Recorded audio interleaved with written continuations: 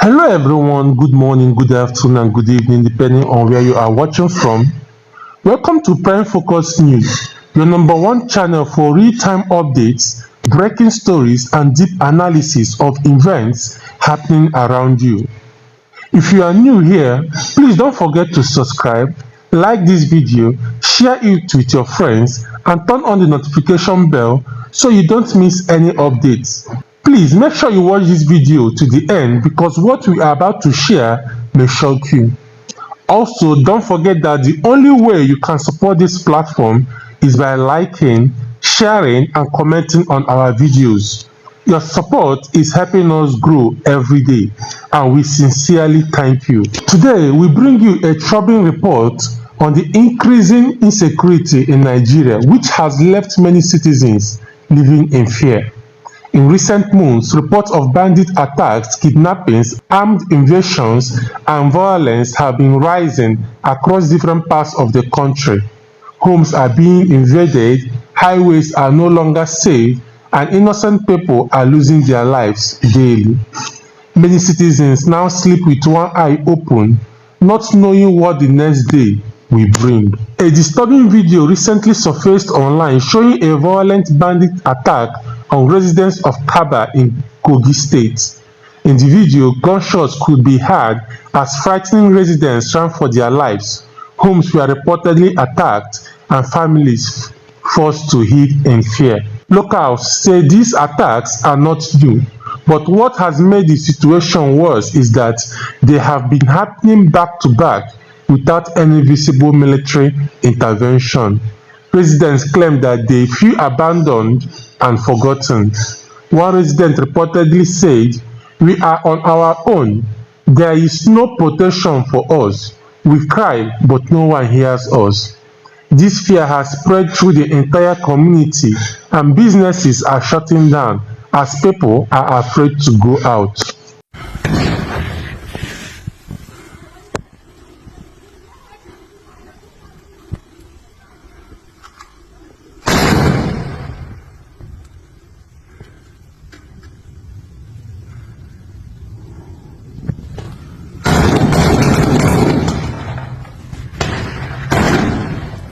Many people in Kaba and nearby areas have now lost trust in the government's ability to protect them.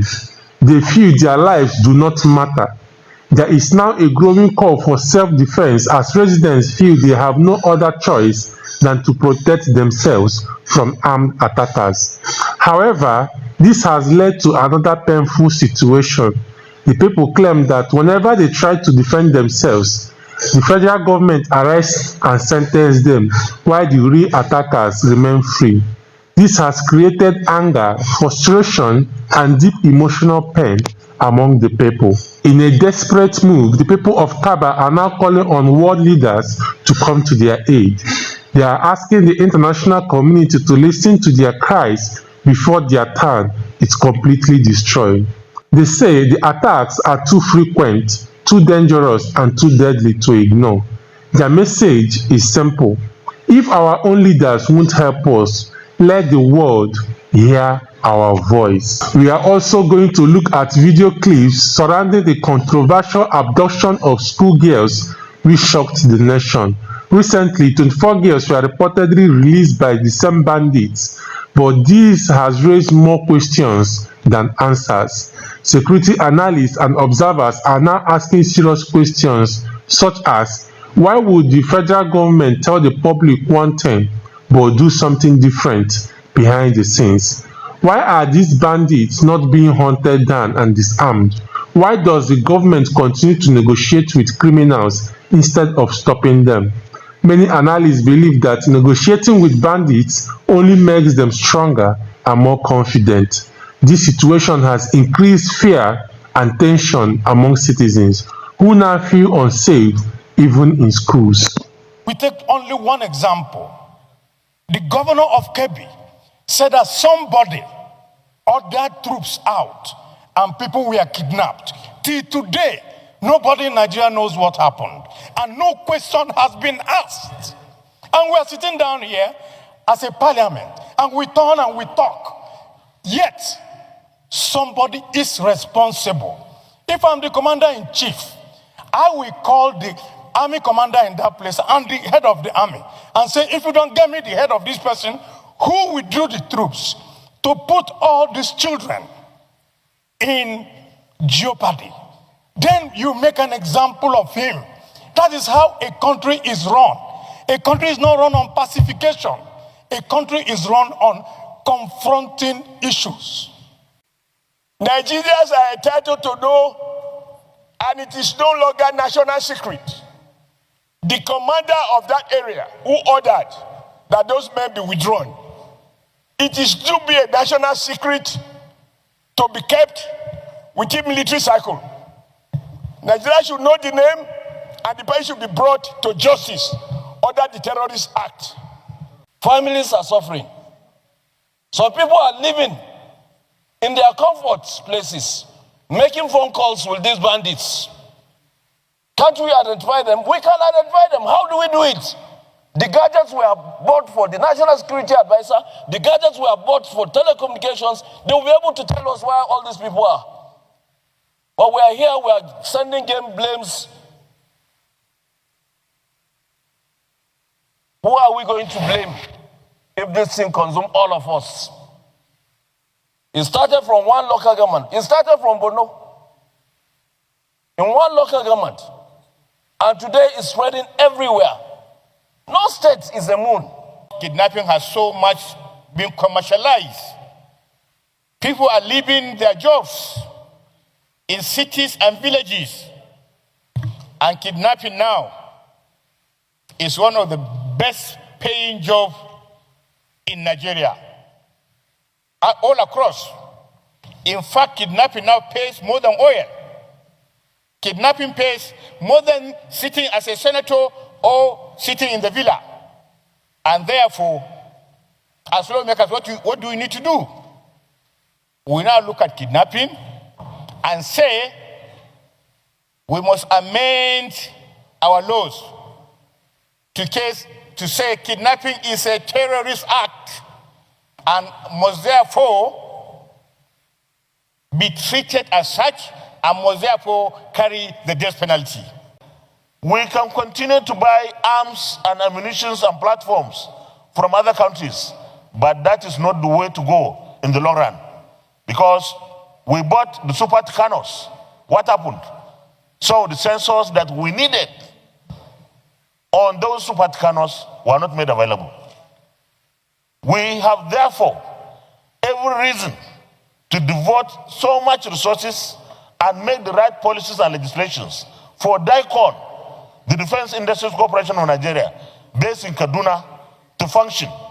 The president, when he came into office, the DICON Act was one of the first acts he signed.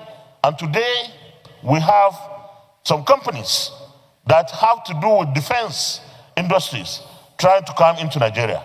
Let us use this opportunity to give the president or the leadership the necessary support in order to address this very serious problem of insecurity that is expanding to a level where government will sit down and negotiate with criminals or bandits or terrorists. The Nigerian Armed Forces and other security agencies are putting in their best. So, I'm really not comfortable with blaming them. There are part of the report that states that military personnel were withdrawn from that school in Kebbi. We must identify who gave the command and why, and that must be made public to the Nigerian people. Finally, and also as important, just like the last speaker mentioned, there is need, as Senator Ashiru alluded to review the Nigerian firearm law. Addition has been made that the laws of the Federation now on terrorism, anti-terrorism, all laws relating to terrorism and kidnapping that kidnapping the penalty for kidnapping should be changed immediately to carry the maximum punishment of death. This has also been seconded, that henceforth, kidnapping should first be classified as a terrorist act and which should carry death penalty. Secondly, it will now carry death penalty. And like Senator Oshumole said, it is not up to any judge. Once the offense of kidnapping is established, the death penalty must follow. There is no discretion as to what kind of punishment should be given, that the judiciary should adhere. So let me put the question. Those in support that terrorism, no, that kidnapping should henceforth be described as a terrorist act, and that kidnapping should henceforth carry death penalty as a terrorist act in Nigeria. As fears spreads across the country, one question remains: who is really protecting the Nigerian people? Why are bandits walking free while innocent people suffer? Is negotiation the right solution, or is it empowering criminals even more? Are Nigerians truly safe in their own land? And the big question: how long will the people continue to live in fear? So my people, before we go, we want to hear from you. What do you think about the rising insecurity in Nigeria? Do you think the government is doing enough? Should citizens be allowed to defend themselves? Drop your thoughts in the comment section below. Thank you for watching Prime Focus News. Please don't forget to like this video, share it, comment your opinion. That is the only way you can support this platform. We appreciate your support and thank you for being part of our growth. Until next time, stay safe, stay informed, and God bless you.